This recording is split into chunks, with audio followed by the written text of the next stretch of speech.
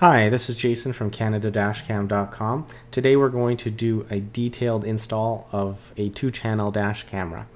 All three of these units right here are 2-channel systems, meaning they have a camera in the front and one in the back. The very popular Blackview DR650, I personally have that one installed in my vehicle. I have removed it and I'm going to install this Lucas camera here. They have kindly sent that to me to beta test. And then we also have our VicOvation Marcus 5. So that's a dual channel system with full HD in the front and back. So I'm going to take this opportunity to install the camera and do a very detailed review of how you run your cameras from the front to the back, your power cable, all that good stuff. Now, I have a 2011 Jeep Grand Cherokee Overland. It has a power tailgate on it. Which is a little bit challenging, meaning you just have to take off a panel and run a cable through a grommet. So I'm going to show you how to do that. So let's go outside and install this camera, and thank you for watching. As you can see, I've already installed the front camera. I put it in the middle, directly below the rearview mirror. Now you don't have to install it there. Another option would be to put it just right to the rearview mirror and put it up a little bit higher. But having it in the middle, you're going to get a good sense of the left and the right. However, the dash camera's lens is usually quite wide, so you're going to get everything, but the center is preferred. Now, if your camera does have Wi-Fi enabled on it, you can actually plug the camera in before you mount it and view the live settings on your smartphone, and then you'll get a better idea of what you're actually going to get. So that's available on the higher end Blackview units and some other dash camera companies as well.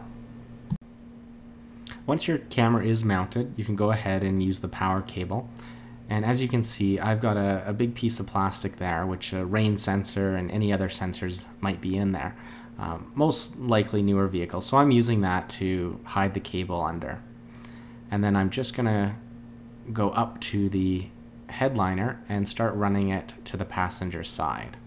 So as you can see, you're just pulling that headliner down a little bit, and you will be able to insert the cable in there, and it should stay there quite firmly. Here I'm showing where we're able to put the cable in the headliner. So we're just running it over to the passenger side. And as you can see, the headliner is just coming down quite easily. And we're running it to the plastic part of where the A-pillar is. And as you can see, I'm just pulling that plastic down and I'm able to insert the cable and then just coming around. I just want to make a note about airbags. You may have airbags in your A-pillar, and the recommended install is actually to put the cable behind the airbag. Now, if you did install it over top of and that airbag did deploy, you may injure yourself or your passenger. So what you want to do is pull off the panel and expose the airbag. You're going to see some existing cables in clips behind the airbag, and you can use those clips to run this cable. If you do have side curtain airbags, we usually run the cable from the front to the back along the roof line. However, if you do have those side curtain airbags, we actually want to use the floorboards. And after you watch this video, you're going to have a clear understanding of how to actually run the cabling.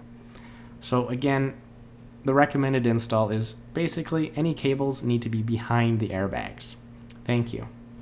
Now we're going to run our power cable down to the floorboards. This is extremely easy. All you need to do is pull off your weather stripping and insert the cable in there and then close it back up. Sometimes you don't even need to pull off the weather stripping, and you can just pull a part of it off and then just stick the cable in, and that will do the trick as well. Most people run this cable just above the passenger's feet. You can also just pull back your mat and then put the cable underneath there and then come up and then plug into your 12 volt. Now just keep in mind, if you don't have the rear camera actually plugged in yet, the rear camera may not work. You have to fully shut down the unit, plug in the rear camera, and then plug it back in for power. So just keep that in mind. I've already got the rear camera mounted. Now, you want to take in consideration, if you do have an SUV, is the end of the wiper blades. You can see that fine line of dirt there. So I couldn't go as high as I wanted to because of that reason. Now, I've made a small modification to my vehicle right here, so I was able to run the cable through the metal of the door. And then what I'm doing is I'm going to put the panel back, but you can see this grommet piece right here.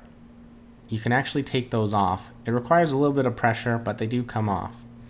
And I have that cable going through there and then out the bottom to run the cable to the side of the vehicle. So I'm going to put that back.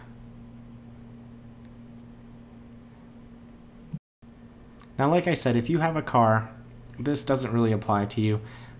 You're going to have a much easier install for the rear camera. Essentially, you're just going to mount the camera at the top of the rear window and then just follow the headliner. So as you can see, I've got the cable hanging out the bottom of the grommet, and I'm just going to come along the headliner and in between the plastic and the headliner basically, and then just make my way to the rear passenger door. So I'll put that cable back, and as you can see, I've removed a panel here, so I'm going to install that right now. Now, just regarding panels, some are not meant to come off, some are. So just be careful, consult your manual and any of the online forums to make sure that you're not going to break anything. So I'm just snapping that into place pretty easily. And yeah, that looks good.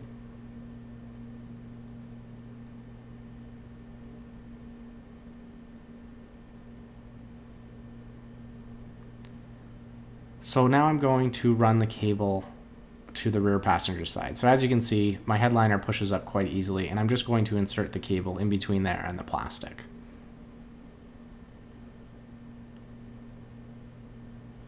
The cable's going to come to the rear passenger door, and I'm going to pull off this weather stripping here because it is the easiest.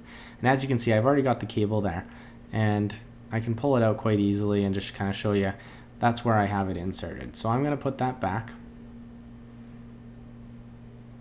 and then just put my weather stripping back.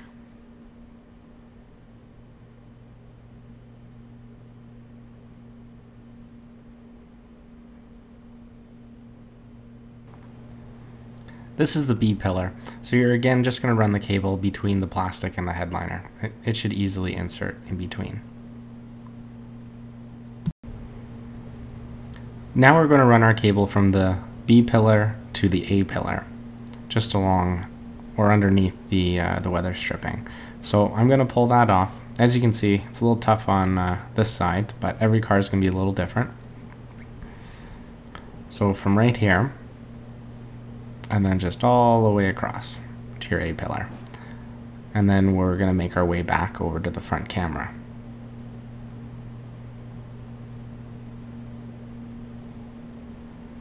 So, and then once you've done that, you can put your weather stripping back. Now, as you can see, there is some steam coming. It is very cold out today, so that's why you're seeing that.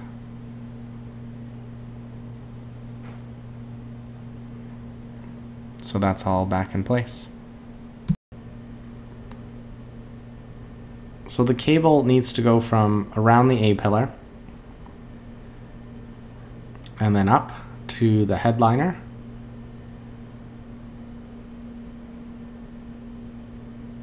and then we'll make our way over to the center of where we've mounted our front dash camera.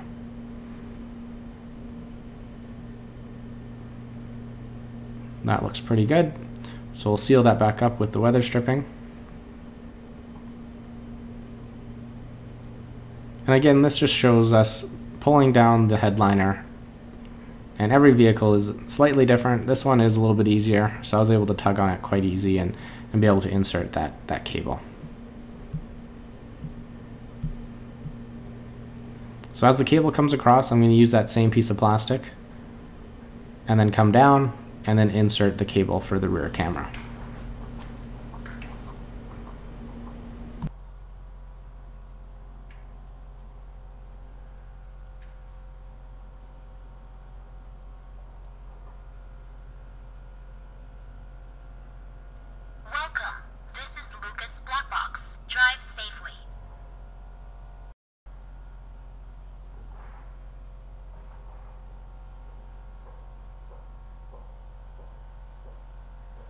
Switch to parking mode recording. Terminating the system. Great, we've installed a 2-channel dash camera system successfully. I'm hoping that this video provides enough detail so that everybody can install the system themselves. A couple hints would be to actually install your system without running any cable and mounting any adhesive brackets, just to make sure that it works. You may find that you might run into an issue where a part is defective, and you may have to take out the whole entire system and send it back. So it just provides some time-saving effort on your part. Now, we do get quite a bit of phone calls about the rear camera not working after an install, and that's just because that the system was getting full power and then you plugged in the rear camera, so it didn't detect it when it initially turned on. So make sure you have the system powered off, then plug in the rear camera, and then go ahead and turn it on, and then it will detect the rear camera. Another thing is, if you're installing this in cold weather, these cables, especially the Blackview one, it's a little thinner. Just take your time. Make sure that you don't kink any of these cables. Again, just take your time. If you have any questions, you can email us. Make sure that you subscribe to our YouTube channel and like us on Facebook. We'll see you in the next one.